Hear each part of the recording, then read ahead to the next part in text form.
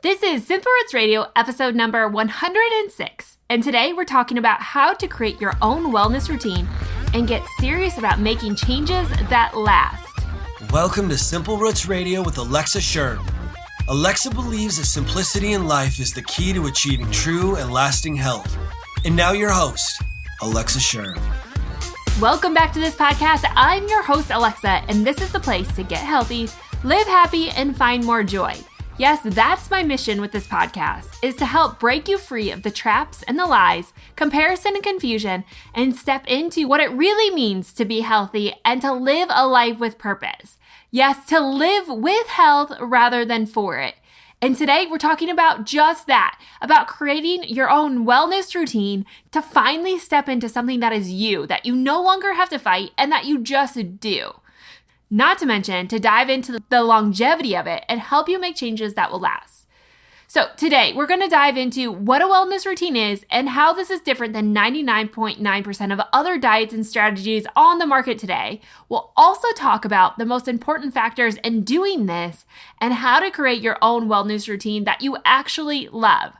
Not to mention, I've created a free handout to help you do exactly that over in the show notes. So you're going to want to make sure, head on over there, grab that, and start working on it as soon as this podcast is over. I can assure you, this is one of the most influential things that you could do for your health because it's about you and forming a lifestyle that works for you, not another diet strategy that's just all these strategies and rules that maybe don't even fit who you are and what you do. So rather than trying to conform to the next diet, we want to fit health into the life that you already are living and do it with joy because that's where change comes from. So we're going to do all of that. So make sure you head on over to the show notes at simplerootswellness.com/106 to get that free download and more information in making a wellness routine that works for you. So do that either now or after the show is over and get started on that right away. But before we get into the show, I also have a few announcements that I want to make. One, the Nourish Planner. Yes, the 2019 Nourish Planner is getting set to launch really soon. I just wanted to bring it to your awareness that yes, the Nourish Planner is launching another planner, and every year I just feel like it gets better and better. Now, I might be biased, but really at the end of the day, the Nourish Planner has been a huge part of making my own wellness routine and sticking to it because it's the day-to-day action that I'm taking and I'm writing down and planning for in my Nourish Planner that has really helped me to make the most change in my life. So you're going to find as I go through this podcast that I'm often mentioning that writing things down makes a huge difference. And I am a full believer that there is something to taking pen to paper, to physical paper, and writing down plans and ideas and doing brain dumps, not just on another computer or another screen. In fact, your brain chemistry changes when we do things on a screen versus when we're doing things with pen and paper. Yes, you use more parts of your brain. You're actually more fulfilled and satisfied when you take pen to paper versus just typing things out on the computer. So there is reason behind taking pen to paper and actually writing this stuff out. Not to mention, you no longer have to store it in your mind and think about all these things that you need to remember when you could just write it down and they become less decisions that you have to make in a day. So I am a huge fan of the Nourish Planner. I think it is one of the most valuable tools that I have and that I use consistently, and I want you to get your own. So make sure that you follow along at nourishplanner.com to get all the details on when the Nourish Planner launches and be sure to get yours right away. And the second announcement that I have has to do with another thing that I'm going through, and I want you to join me. It's called the Simple Cleanse. This is a program that I designed after my whole health scare that I had a few years ago and really just sitting at rock bottom with my health and wondering how did I get here? One, how hypocritical I was to be a health provider and then lose my health. And what could I do to make it right? And one big thing that I learned through all of that is that my body does not do detoxification pathways well, and that I need to help create a better environment for my body to do what it's already naturally designed to do.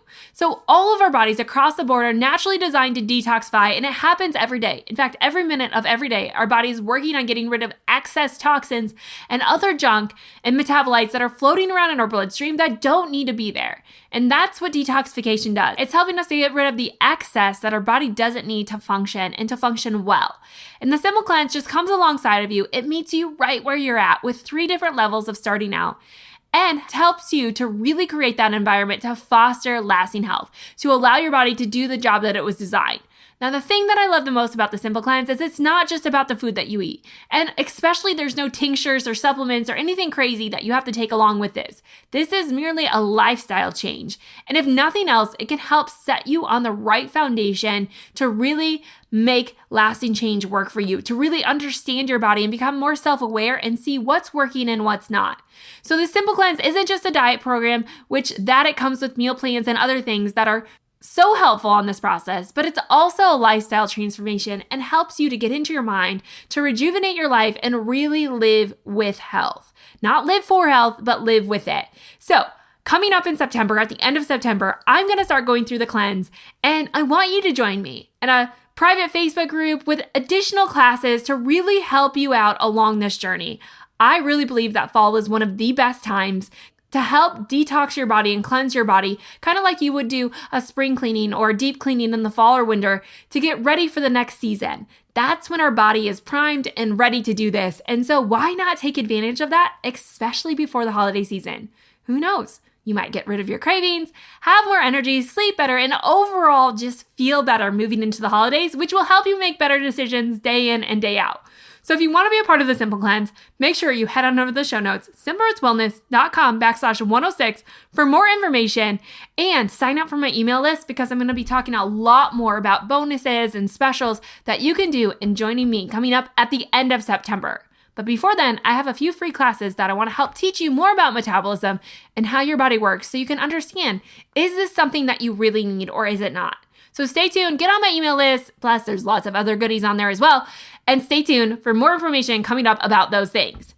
Now, let's get right to the class because that's what you're here for, to learn how to create a wellness routine. Now, here's the thing about wellness routines and that it's so different than other diets and strategies, is that we have all these diets and strategies and we know how they work, right? We follow a specific plan, specific rules, count things, portion things, maybe exercise for a set number of hours a day, taking shakes and tinctures and all those things. And here's the thing. Not all of those things are harmful for our body. In fact, there are a lot of good practices and tips that we can take from diets on the market. Like they are doing things well and right. The problem is that when we zoom out on life, we get a much different perspective in that diets and strategies are really working to only control our diet and our movement. But when we zoom out, we realize that our life and our health is much more than just what we're eating and how we're moving. In fact, that's just a small percentage of our life. The other percentage is how we're stressed and how our mindset is and all this stuff that we've been going through in the mindset series this summer. And I wanted to wrap up that series with this podcast about creating a wellness routine. Because more than diets and more than another strategy or a program, a wellness routine really helps to look at your life and make health a part of that. Rather than trying to conform your life around the next diet or fad program on the market, we can really look at your life and think, okay, how can we incorporate health practices into what I'm already doing? Because to me, that's more realistic. That's more satisfying. And at the end of the day, that's what lasting health is not trying to fit your life around something that is so static and so immovable, but rather fitting health into the life that you're already living because that's what's realistic for you. So today we're going to talk about how to do that and the most important elements in doing that. And personally, why I love a wellness routine so much is that it's not static, is that it can grow with you and change with you in different seasons of life. And most importantly, it creates awareness to how you're feeling and to what your body needs. So we're going to talk about all of that as we get into this. But I really want to back up and say, okay, what is a wellness routine and how can I make this work for me? So when we look at a wellness routine, like I said, this is zooming out on life and looking at your life as a whole and understanding who you are and what it is that you need. Now, as we've been going through the mindset series, I hope that you've learned a ton. And I really just want to pull it all together and help you to understand that the biggest element and point that we can take away from the mindset series is that change occurs via an emotion. It doesn't happen because we want to, or because we think we should be doing, or because our best friend saw success on it, or we just feel like we need to, right? It can't happen because you have your daughter's wedding coming up, or a class reunion, or to look better in family pictures. Like none of that is motivating enough for you to really create lasting change. And I know this. I've watched myself try to play these games with my mind of, I'm just here, I need to lose weight for this event or to go on this vacation. And I don't think that there's anything wrong with using that as motivation. But if we really get to the heart of it, none of that is driving enough to really see people make change based on it. Like, I see people all the time who say those things and really, in the end, never actually achieve what they've set out to achieve. And my philosophy goes along with all these podcasts and experts who've been on the show to tell you it's because there's not enough of the right emotion driving the action, right? It's all these things we think we should be doing or we want or we wish we could have rather than the things that we deep down desire. Now, you might be wondering, okay, what is the difference, right? And I've struggled through this too. Like, what is the difference between wanting it and desiring it? And I think it comes to the emotion attached to it. I think often when we wish we had something or we desire something, there's still that negativity of, I don't like who I am today and I want to change that. Like we look at where we are right now with negative eyes, a negative view, which creates a negative emotion driving us into change. And we know that negative emotion doesn't work to change us. Like it's not impactful enough. And in fact, it can often stall us and allow us to repeat the same vicious cycle day in and day out, right? Those negative thoughts that we have about our body and pushing ourselves to want to be better and relying on willpower only goes so far until we crash back into that vicious cycle and then we quote unquote deserve it or we're just emotional eating, whatever it is, because we just feel bad about ourselves. So I think there's a difference, right? Yes, you might want it out of a positive view of going on a vacation or something, but I think when we have those thoughts of want and or need to or wish you could, it stems back to a negativity on where you are now. Now, when you really desire health, I think it comes back to creating a value, like you really value who you are right now. So I think change, to say this more clearly, change is based on how you view yourself right now. Even if it's not where you want to be, it's how you view yourself now. Do you respect who you are? Do you respect what your body can do? And do you really believe deep down that you can change, not based on another diet or program, but that you and your body has the ability to change and to be healthy? So I think we have to look at the inside rather than have eyes that constantly look on the outside of our body and recognize who we are, what it is that we want, why we desire it so much. And from there, we can start to see positive change. Like our inside changes our outside never changes our inside. And it works the same way when people want to get healthy and they lose all this weight going on a diet plan and their appearance might change, but it doesn't mean the inside of their body and the health of their body has actually changed. We see a lot of people who've lost a lot of weight who really don't change health-wise. Like statistically speaking, these people could just be as unhealthy with less weight as they were at higher weight. But if we start to change the inside and really see who we are as a person and what our body needs and create change based on that, that's where we see lasting health. Lasting health comes from an inward change going outward, not the opposite. Like it just can't happen. And I think it goes back to that mind map that we created a few weeks ago where we have, the 3 circles and the innermost circle is your identity and living for your identity. And then the outer circle was your performance, like your actions that you take. And then finally, the outermost circle is your appearance. Like so many people make habits based on our appearance rather than making habits and routines based on our identity. And we have to switch that. So the first step in understanding what it means to create a wellness routine is to know who you are and what your identity is. Like know your desires and what you really want. Not what you think you need, not what you wish you need, but what you really want. And that's step 1. And that's why this is so different. And I hope that you can start to see that once you understand that, and you really grasp that and you really desire that and value who you are, you can start to see how mentally it becomes easier to make those changes because you actually want it. It's not a routine or a structure that you think you have to follow and whenever you fall off, you fail. No, this is a process, a journey of learning more about yourself and your body and being self-aware to that. And so that's what we're going for, is like that true lasting change of knowing who you are on the inside and how you can start to add positive things to your life. It doesn't mean pushing yourselves or going to extremes or quick weight loss. Like if that's what you're looking for, this is not the plan for you. Like, this is not what you should be doing, because this is going to be slower but lasting change that really does work at the end of the day. That's a really long answer to what a wellness routine is. But there are two critical components that you have to know in order to create a wellness routine for yourself. And the first component is that you have to have some sort of self-awareness. Now, this is really hard in a world that we live in, is that we see everyone's external appearance and we instantly want that. But we forget that they've all gone on a journey and they all have baggage to carry. And so even if we wish we had that, we don't understand what their journey was and the baggage and the hurt that they had to go through to get there. But rather, we can't just jump from A to Z right away. Like, we all have to go through this process. So rather than just looking at something else or wishing you had something else, really turn inward and start listening to your own body. Even all the diet recommendations, right? I can give you a ton of diet recommendations, but it doesn't mean it's right for every single one of you. We have to know ourselves. And so you have to create self-awareness, not just with your mindset, which is huge, right? Being aware of mentally how you're doing, and spirituality, like how your soul is doing, but you also need to be aware of how your body's reacting to the environment that you're giving it. How is your body reacting to the food that you're providing it?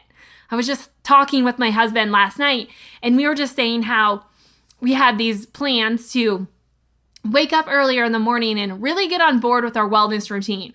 Well, life happened and we really didn't have a great plan laid out. Like, it was all thought, it was all talk, but we didn't have it sketched out and detail what that looked like. And that sounds really rigid right now, but bear with me. I'm not a structured person, but I think that there is a value to being disciplined in that really does make a difference. So anyways, we were talking and we were both just saying, like, yeah, we had these ideas and we had talked about it, but neither one of us really did it. Like, I hit up some Starburst hardcore last week, and that is just not something that I do, but it was just the chaos of school kind of starting and me trying to work with kids home, and it was a madhouse.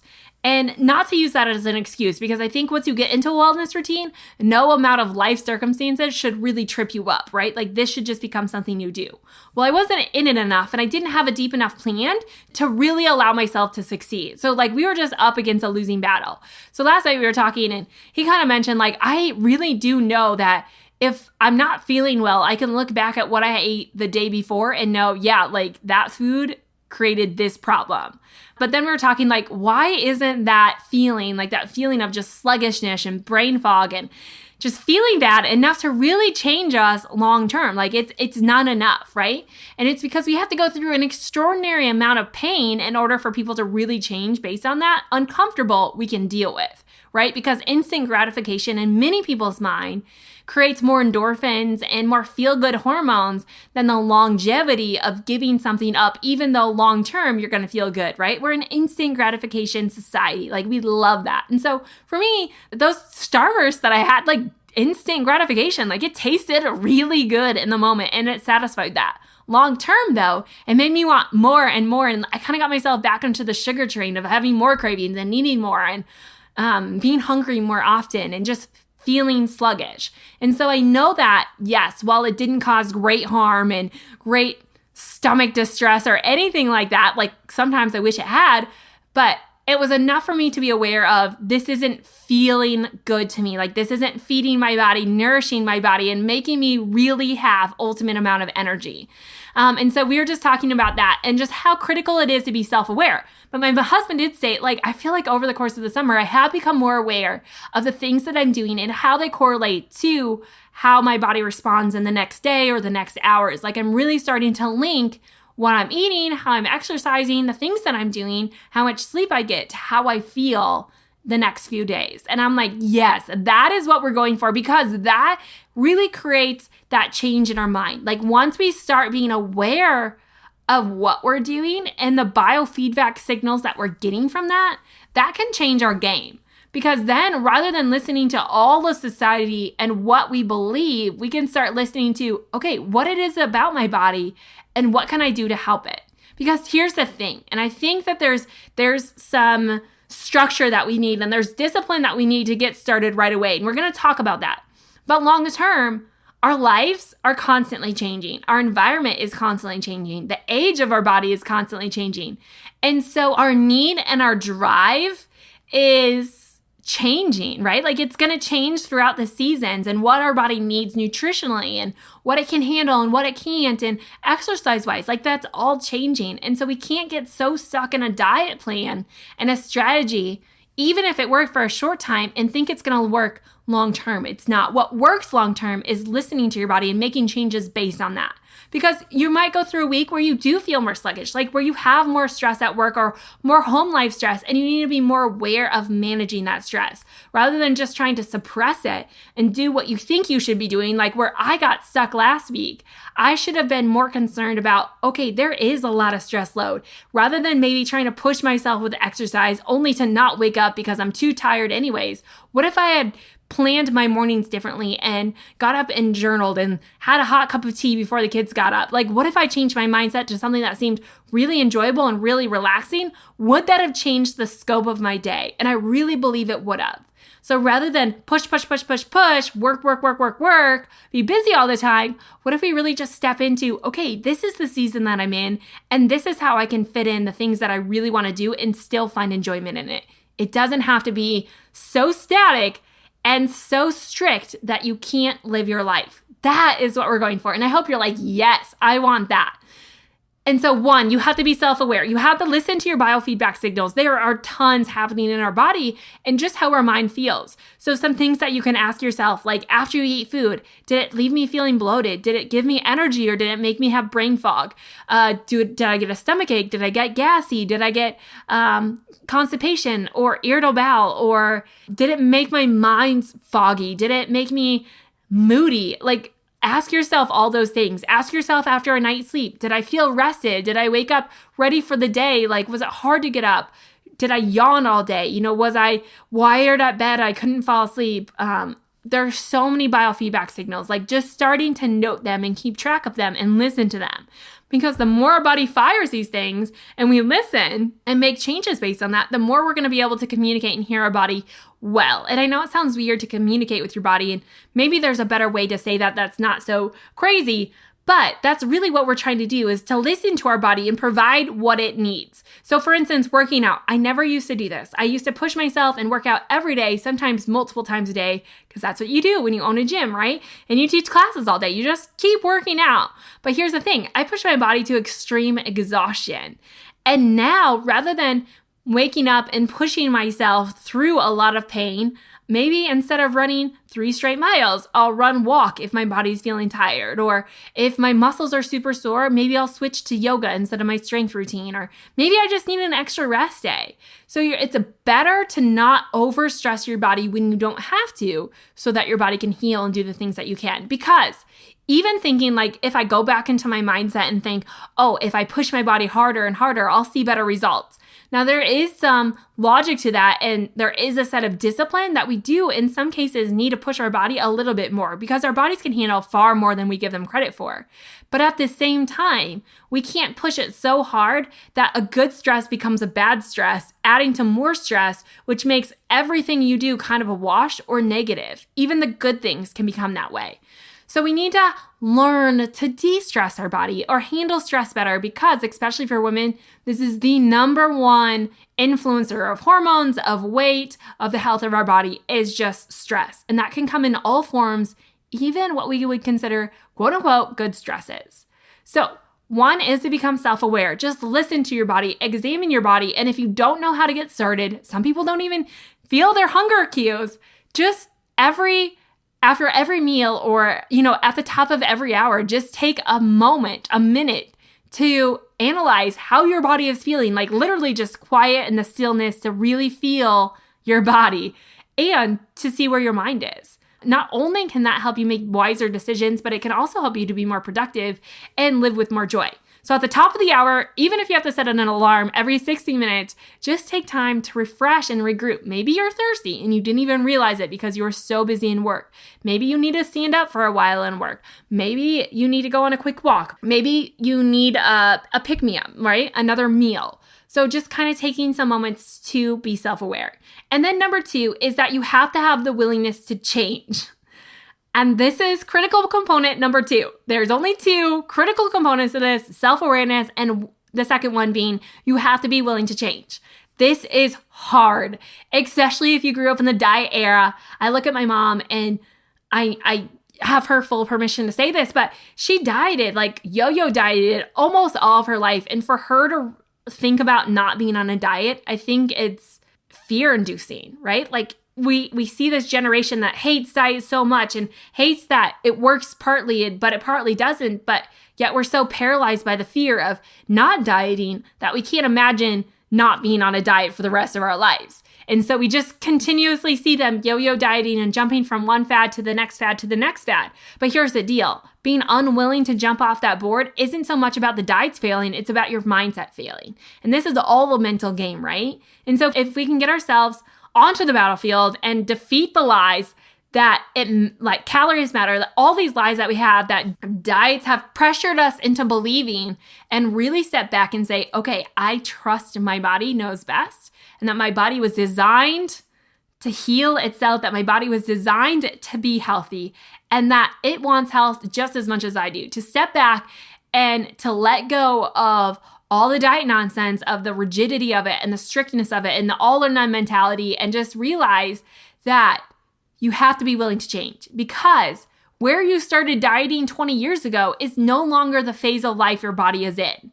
So while it might have worked then, it's probably not going to work now. Like, our bodies are constantly changing, and that's where self-awareness comes from, is listening to your body and being willing to change what you're doing to fit into that. The same goes, like, we see this with food sensitivities, right? There's a lot of people who are sensitive to a lot of foods, but over time you can heal some of those food sensitivities. So maybe you can go back to eating that, or maybe you'll develop more food sensitivities later on. Like if you get a bad sickness or you catch a virus, like some of these things can create additional food sensitivities. So maybe bananas used to work well with you and now they're causing bloating and you can't figure it out. And why? Like, why a piece of fruit? Well, that can happen. Even good foods can cause bad stresses in the body. So we just need to be aware of that. So the two most critical things that you have to do in order to create a wellness program, and really I just believe to be healthy in general, is one, to be self-aware, and number two is to have a willingness to change. So those are the big critical points. Now, how do you create that wellness program? I have a 5-step wellness program to help you create something that lasts. Remember, all of this can be found in the show notes on that download that I have, so you can actually work yourself through it. But I want to talk it out right here so you can start thinking about that. Number 1 is take an inventory of your life. Like I mentioned earlier, the biggest thing in creating lasting change is making it fit into your life, not conforming to it, but really having it fit, these healthy changes fit into what you're already doing. So in order to do this, you have to take an inventory of your life and what is already working, to see what you do in any given day and to understand what is working well, what isn't, what do you love, what do you not, what fills you up and what doesn't. So literally all you do is write out your day. I know this sounds like more work, but trust me, it opens your eyes to see a lot of things. Like maybe you're doing things during the day that don't fill you up at all and that you don't even need to be doing, right? And then you can add things in that fill you up. So you can't add things in until you understand what it is that you already do. Plus, I believe one of the greatest ways to make health changes in your diet is to see what you're already eating and just add in healthy things. Like we came from a generation of deprive and starve and restrict, but rather than that mindset, what healthy things can you add in? I'm all about adding the good in to overcome the bad. Like that's my motto. So take an inventory of your life, write it out, what it is that you do in a day, and then start to understand and circle and maybe take notes on what works well, what doesn't, what do you love, what don't you love. And then number 2 is make a list of those deep down desires. Like what is it that you really want? More than just a number on the scale, what is it that you're after? So really know your why. And number 3 is once you have your why, create those actionable steps to help you get there. So you have your big picture, right? And then next to it, you have your list of, okay, this is what I really want. I see my life, but this over here, this is what I want. And here are the actionable steps that are going to help me get there.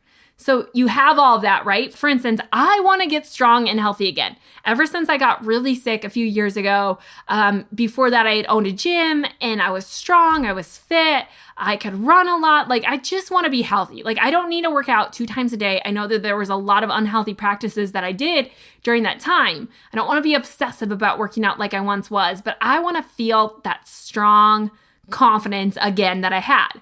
So I want to get strong and healthy again. My overall goal would be to run 4 to 5 miles without needing to stop, lifting weights and increasing my flexibility.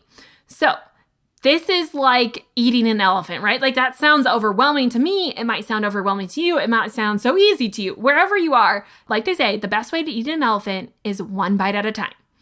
So instead of thinking about where I was and where I want to go, I'm going to start thinking, okay, here's my overall goal. What is it really going to take to get there? Like, what is the daily practice needed in order to get there? So I've scheduled that into my week. I've written down, I want to have 2 running days a week, 3 weight days, and a yoga day and a rest day. Like, I know I need a rest day. Like, I know I need a day off. I know it's unrealistic to think that I can do something 7 days a week. Movement is always going to be a part of my life, walking more places, getting up and moving.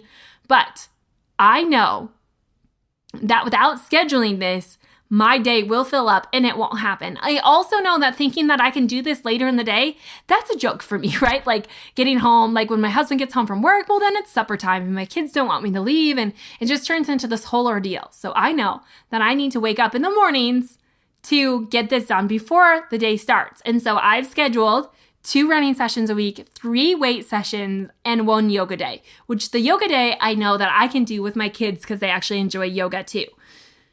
So I've scheduled those things and I've invited my friends to join me. I know what excites me when I work out. I know I like to be around people when I do it. And so I've found groups of people that I can immerse myself in and do this well. Not only because I know I'm not great at holding myself accountable when it comes to exercise, because there is something that I really enjoy, the camaraderie of being with other people when I do it. And so I know I've scheduled my weight days with other people. I have different people that I do my run days with and then yoga with my kids. So I've scheduled that all in. So I saw the overall goal. I broke it down into actionable things that I can do. And then I put it in my schedule where it would fit. Hope that's starting to make sense. Another example could be like you really want to end your cravings.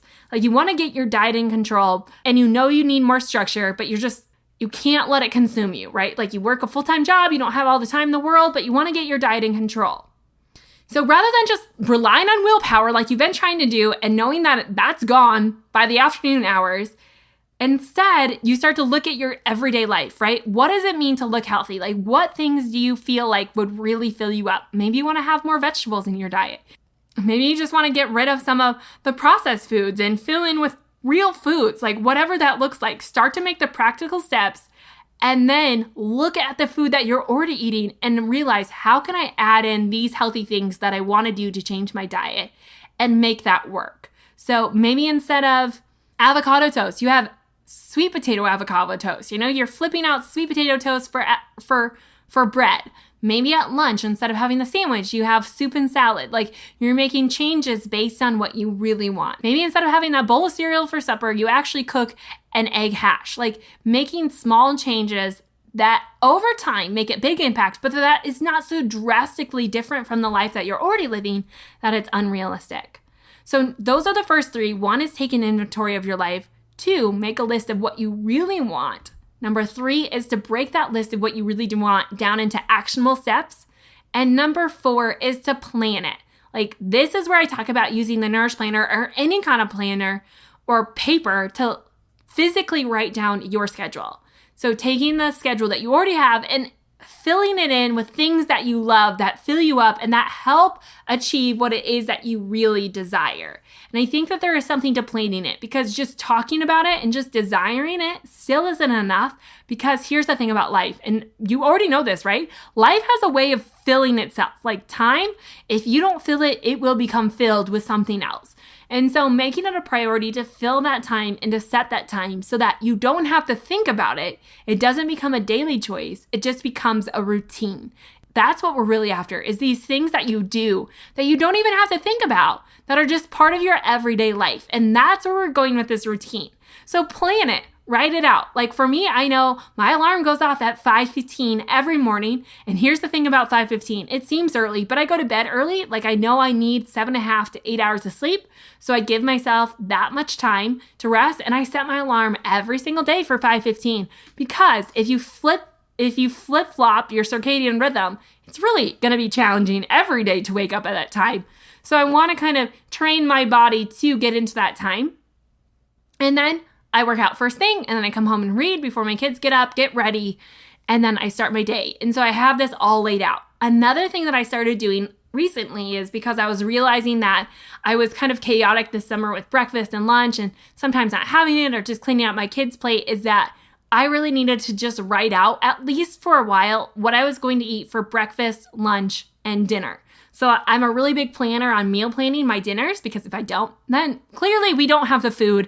And 5 o'clock rolls around, I have no idea what to make, and I usually don't feel like making anything like everyone else in this world. So I plan out my meals so I know we have the groceries on hand, but now I also just started planning out my breakfast and my lunch. Not to say that I have to eat these, but this is just like my default of I don't have to think about it. I know this is already planned and I know I have the food on hand, so I can just grab it and go. So for instance, I had a smoothie and a matcha for breakfast. For lunch had taco salad and a yogurt parfait. And then for dinner, we're going to have BLT salads with sweet potatoes. So I have that planned out, and I just do that every day for the week based on what I'm batch cooking. So I know that planning it out, writing it out makes such a huge difference. And I don't know this just personally. There's a lot of science to back this one up. And I think a podcast that I could do that I think you would enjoy would just be, why does writing make a difference, right? Why does putting it on paper make all the difference? And what I know is that it really does, mentally, scientifically, and it really does help create that routine and gets it out of your brain so you no longer have to worry about it. So that's number 4. Number 5 is to tell others. Like, don't do this alone. Find a community of people who are on board with this, who want to do this with you, and help hold each other accountable. Because sometimes all you need is a good vent session. Sometimes you just need a reminder or a pick-me-up. Sometimes you just need a new idea to get you started again. So tell others and help them keep you accountable. And then number 6 is to stay committed. You are going to mess up. You are going to fall off. Things are going to happen, and you're not going to be able to stick to it 100% of the time. Like, you are human, and that's a part of human nature. Nothing ever works perfectly. In fact, every day something is probably going to come up, realistically, that could make you fall off, quote unquote, your routine. But here's the deal. Stay committed to it. Like, don't let that be the end of you. Don't wait to start again. Like, restart right away. That's one tip that I can give you to staying on board, is to master the restart. If you fall off, get right back on. Like, have something that helps you get back on. If it's if you binged on some M&Ms at your coworker's desk, maybe you have that smoothie prepared that you can just go sip on that. So it's not about feeling guilty for what you ate, but it's about recovering from that and moving forward in health. Stay committed and find enjoyment in it. Like, if you don't enjoy your routine, like if it doesn't fill you up, you're never going to do it long term. This has to be things that you enjoy. And I know, while I don't always love to go on a run, I know how good I feel, like to my core, after that is over. Like, such a therapy session for me. The driving force for me is the feel good and how it's going to help me throughout my day, not just instant gratification, but long term. How do we do this? One is you got to print that download and start listing out your daily schedule and creating your own routine. Other things to keep you going and keep you on the track is, 1, to keep a fresh perspective. Remember your why. Not what you think you should be doing or what your best friend is doing, but why you're doing this, like to feel good and stay focused on that. Number 2 is master that restart, like we talked about. If you fall off, get right back on. Like, it's not a wait to get back on. Get right back on and have some go-tos that will help you do this. For me, it's a good smoothie or a good food, going to bed a little bit earlier, or just filling in a family walk at night if I missed my workout, like getting back on right away. Number 3 is starting your morning well and ending your night well, no matter what happens in the in-between, because the unexpected will always happen. We can control those times when we're home with outside of our work, when the kids are in bed, and use that time to refuel you. So start your morning well, have a strict routine, morning routine, and an evening routine. And then 4 is controlling what's in your mind, because outside of everything in life, the only thing that we really have control over is our perspective, is our thoughts. So taking control of that, stop worrying so much about what you can't control and control what you have in your mind. And number 5 is choose joy with that. Remember, shame never comes from a place of healing or of health. Instead of shame, we have to step into grace and respect for who we are and embrace your life, viewing your life from a different lens and knowing that imperfections, falling off, and failing is all a part of being perfectly human. So those are some quick tips to help you stay on track and to get back on track if you do fall off. Creating a wellness routine is not a diet. It's not a fad, but it's really about being self-aware and being willing to change over time. And most importantly, doing what you really deep down desire to do. And I hope for all of us, that means just feeling good. It's not all about what food works for you. It's about your full life picture. So we got to take some time to zoom out on life, to zoom away from our diet and our exercise routine, and just look at our life in general and finding ways that we can fit it in. You don't have to focus on all the areas that I talked about today, but you have to start somewhere. Even if it's just a little thing, choose to start something. Now is the time to make a wellness routine. There's no better time than now. It starts by not flipping your life over or creating more chaos, but lessening the chaos in your life. And for me, that means writing it out. Yes, taking pen to paper, know exactly how you can make this work for ease. Get out of your mind and start making those changes every single day. For me, this looks like getting out of my own way, making that plan, writing it down, yes, taking physical pen to paper and desiring it, choosing to do it, living with discipline and integrity to say, yes, I respect myself enough to get up and do this because I know that even if I'm tired, it will feel good. And to really form my life around lasting change, not around the quick fix, but lasting change. And that's my hope for you. Remember, I've created a whole entire handout for you to do this yourself and start creating those wellness routines that will last. So make sure you head on over to the show notes at simplerootswellness.com/106. That is a wellness routine. This is the wave of the future, and I hope you jump on. So I want to know from you, make sure you leave me an email or leave a comment on the blog post to let me know, what is it about your wellness routine that stumbles you? Like, what is that hurdle to creating your own wellness routine? And if you've created a wellness routine, what is it that you love so much about it? So make sure you shoot me an email with that and any other questions you have at alexa@simplerootswellness.com. I look forward to hearing from you. And don't forget, head on over to the show notes to get more information. Also, sign up for my mailing list to get all the details on the Simple Cleanse. That can be found at simplerootswellness.com/106. And if you have a moment out of your day, I would love for you to head on over to iTunes and leave a rating and review. I will say this on every single podcast because it really is the lifeblood of the show. It helps make it go around and helps find other people who wouldn't otherwise hear about the show to do so and join this community of like-minded people who are here to rise each other up. To leave a rating and review, just head on over to simplerootswellness.com/review or find me on iTunes at Simple Roots Radio. You only have to do it once, and like I said, it means the world to me. So thank you so much, and I hope you found this podcast inspiring, and more than that, that you actually take it and put it into action. I'm so glad you're here. I'll be sure to share more about my own wellness routine over in the show notes. And coming up on Simple Roots TV, I'm going to be sharing some of my real life days so you can see how I incorporate all these wellness practices that I do into my everyday life with ease. Like, these aren't like I'm not living my life for my health, but rather using health as a means to live my life. So stay tuned for more videos on that. Thank you so much for tuning in. Don't forget to follow me on Instagram and join my email list. Can you believe that this is the last podcast in the Mindset series? Don't forget to head back and listen to all the other episodes. I mean, it has been so great and so insightful. I hope you have loved it just as much as I have. Coming up on Friday, we have one more podcast in the series of your most embarrassing health questions, which will also wrap up that before we get back to our regularly scheduled podcast. And those questions on Friday's podcast have to do with why sex is painful, getting rid of warts, and thinning hair. So stay tuned for that. In the meantime, don't forget to leave a rating and a review and head on over to the show notes. Thank you, and I'll see you on Friday.